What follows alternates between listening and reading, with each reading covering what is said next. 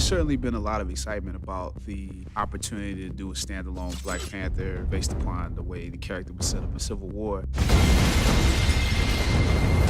Civil War has lost his father. Coming to this movie, you're seeing him actually deal with the responsibility of becoming the new king. We are home. Wakanda is the most technologically advanced country on the planet.